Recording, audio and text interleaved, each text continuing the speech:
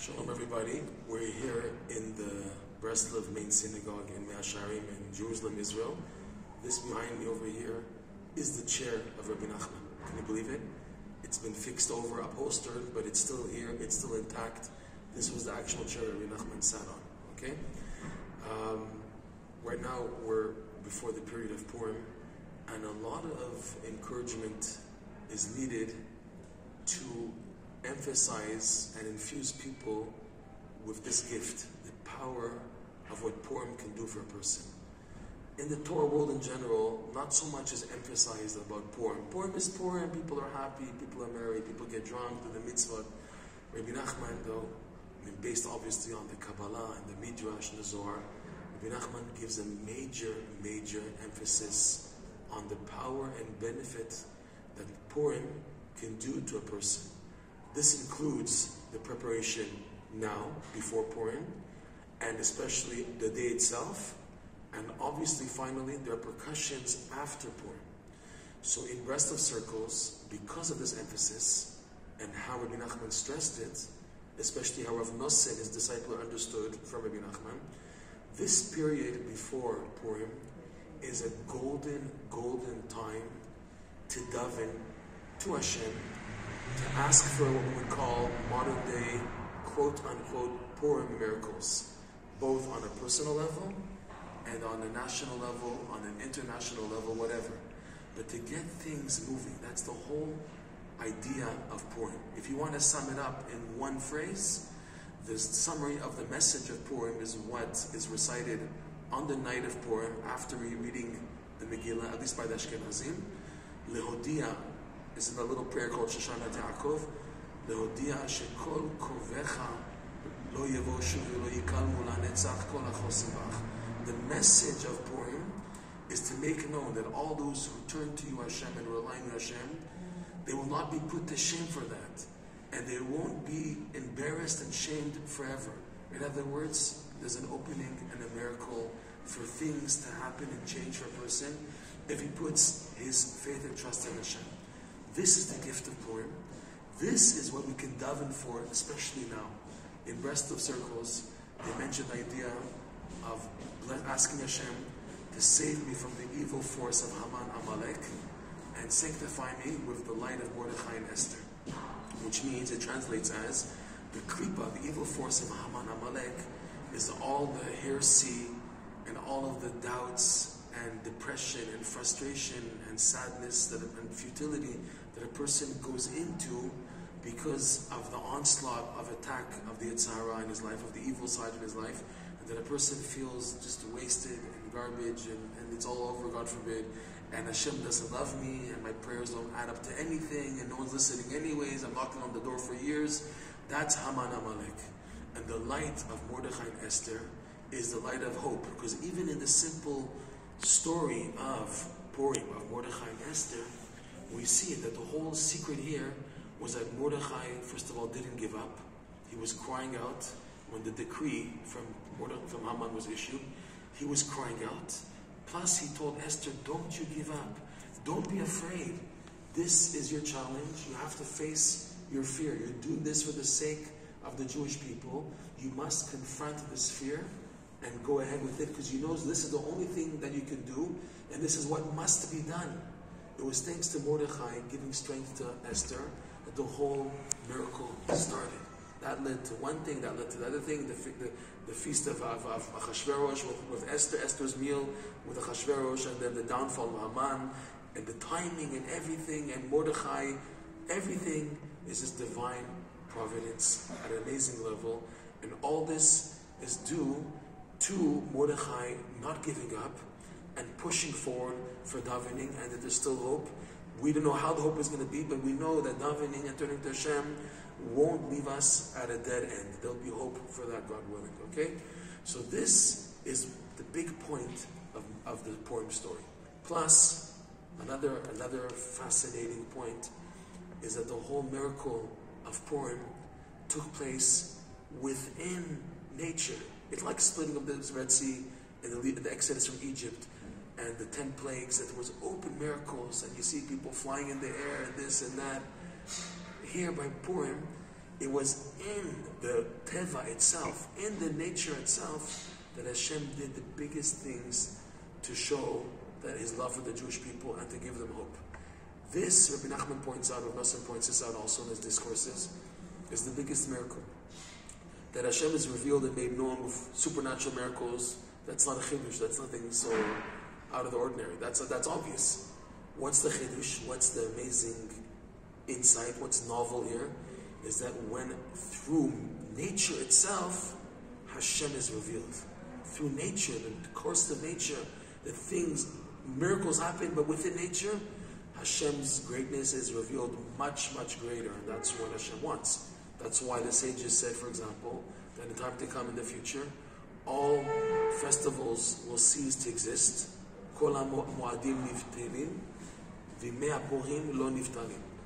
All the festivals will be no reason to continue to exist, but Purim will continue to exist. Purim will continue to happen after Mashiach comes, because the whole miracle of Purim is associated, Rav Nosson explains, with the future redemption. The future redemption, Rabbi Nachman says, that when Mashiach comes, He won't even shoot a single missile. He'll have the whole world under His feet without having to shoot a single bomb, a single missile. Like people think there's going to be like war and destruction and killing and power, and Mashiach's going to get everybody in the most unexpected way. How? We don't know. But He's going to get the whole world under His feet. All the leaders of the nations, everyone is going to come to recognize Hashem and crown Mashiach as the king, all through the power of nature. No supernatural crazy things happening, which there a person's free will is taken away, and obviously we'll believe it. We won't need that. It'll be a revelation through nature. Because of that, Purim will continue to exist. So going back, the Breslover Hasidim take this time very much to prepare for Purim. In the davening, they ask to be able to fulfill all the mitzvot of Purim to the maximum. Davening that everything should work out, that the Megillah reading should be very enhanced, that I should be able to connect on a deeper personal meaning to the Megillah Esther reading on the night of Purim and on the day. I should feel the amazing connection to every Jew when I do the mitzvot of giving charity, giving alms to the poor, matanot evyonin, and when I give meals and food items to my friends, that should enhance my love for the Jewish people. But Rav Nosson writes the climax of the whole Purim ceremony is to get to the simcha, the joy of the meal, the joy of Purim, which is the result of the meal and getting merry and drinking and everything. That joy, if a person merits to tap into what's called the simcha of Purim, that is a major, major protection and the aid and assistance for a person. He says on a physical level, Rabbi Nachman, that it helps a person to be spared from even a drop of chametz on Pesach. On a deeper meaning, it means to help a person that he should have no souring, no leavening of the thoughts. That his emunah and his fear of Hashem and his purity and holiness should be crystal clear and upfront, and noticeable and accessible to a person. And the evil should be totally submitted and subdued. This is the big miracle. Plus, he teaches, Rabbi Nachman, that Siftotav Shoshanim, the verse reads in Shir Hashirim, Songs of Songs. Rabbi Nachman uses this proof, this verse. Siftotav, the lips are like roses. Siftotav Shoshanim. His lips are red as roses. And Rabbi Nachman interprets Siftotav, lips refer to the power of speech. Power of speech he associates with Pesach. Pesach, Rabbi Nachman quotes the Arizal, is made up of two words. Peh, sach. A peh, a mouth that converses, that speaks. In other words, expression of prayer comes out on Pesach. Just like it's Aviv, it's springtime, right? When the grasses begin to grow and the vegetation begins to sprout at spring, right? So too the speech also is beginning to come out, which was dormant in the cold winter, which represents what a person's going through cold, darky moments, and sad, and heaviness, and slothfulness, and laziness, and lowliness. That's the opposite of speaking. And Pesach is the idea of speech coming out. So he teaches Siftotav, the lips, which is speech, is due to Shoshanim. Shoshanim is referring to Purim. Shoshana Yaakov, like we say, right? Shoshana Yaakov, Shoshana, I think it's Gematria Esther, if I might recall properly, or Mordechai, or both, I forget exactly. But Siftotav Shoshani, Rabbi Nachman teaches that Pesach is through Purim. It's his beautiful innovative insight, Rabbi Nachman, that the key to Pesach is specifically through Purim. He teaches Rabbi Nachman, you want Pesach, you want the spiritual Pesach, you want the level of holiness available in Pesach, through Pesach, due to Pesach, invest already in Purim. If you invest properly in the mitzvot of Purim, especially the joy of Purim, as a result, you get Pesach. If you invest on the joy of Purim, where the joy is, even though I am as I am, I believe shekol kovecha lo yivosha, those who turn to Hashem, even though they are as they are, but they have hope in Hashem, okay? And through that, yet I am as I am, and I'm able to tap into the greatest levels of joy, even though I am as I am, which is the simcha of Purim.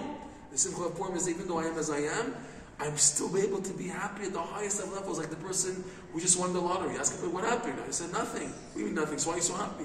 I'm happy because I feel the true joy of being a Jew, the true joy that I know Hashem is always there for me no matter what I've done, because He knows I'm sincere, and I from time to time express my sincerity. I try my best to express my sincerity in prayer and davening and good deeds, and Hashem knows that, and Hashem loves me because of that, and I know He loves me because of that, and this leads me to have the true simcha of Purim.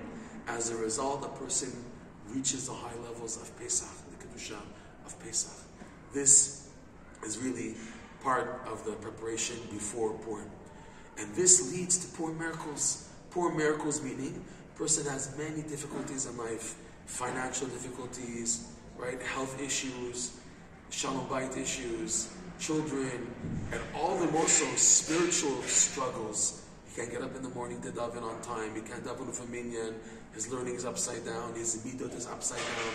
He feels like his guarding of the brit, his moral purity is just down the drain. God forbid, he doesn't guard his eyes, doesn't guard his thoughts. A person feels wasted on all corners, all directions, right? And yet he davens before Purim to have a Purim miracle in this area.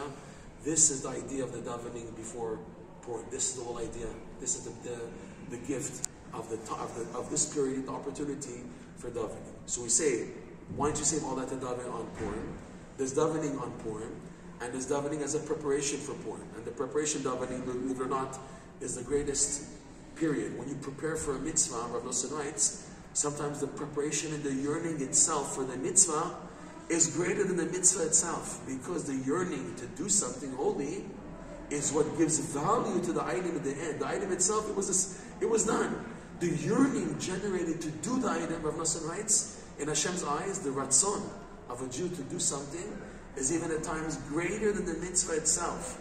That's the idea of davening and yearning for something in holiness. Not just to sit by and waited for it to come by. Okay, it came by, it went through and it passed over. That's not Judaism.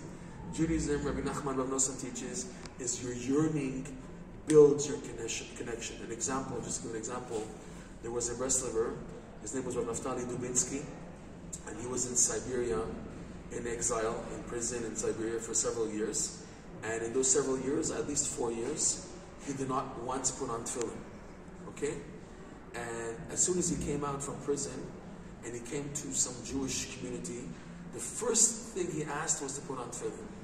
And when he put on the tefillin, he was so crying and overwhelmed, he fainted. While putting on the tefillin, he fainted due to the years of davening and yearning and crying to put once again on tefillin. The yearning was so intense that when he came to do the mitzvah itself, he fainted. He tried to do it, he did it in the end. But he fainted from the extreme yearning and longing for years and years to get to do a mitzvah. So too, Rav Nosson Rabbi Nachman, the main thing that builds a person in life is his yearning for a mitzvah, yearning for something good. This is the gift. This is something which is what builds up the item, God willing. So in restless circles, the davening before Purim is a high. Then there's what's called the davening of Purim itself. There's a teaching from the Maggid of Mizrich who explains the halacha. The halacha is that on Purim, you give tzedakah to everybody. No questions asked. Your neighbor has a Rolls Royce, has a mansion. He comes around Purim asking for tzedakah, you give to him. That's the halacha. You don't ask questions. I know this guy has money and this and that. No questions. Okay? So the Maggid explains this halacha in relation also to man and God. It's the one day of the year that Hashem, his bank account is open to all. Hashem is open to everybody. Anyone who sticks out their hand to ask of Hashem, Hashem gives. This means the davening on Purim, the personal request in davening on Purim, is very precious, very powerful, and a major, amazing investment. Because of that, in restless communities, people try to get up early in the morning. Because the day is hectic with all the mitzvot of the day. It's crazy and everything, because you're busy doing mishlach manot, getting drunk, eating, and everything.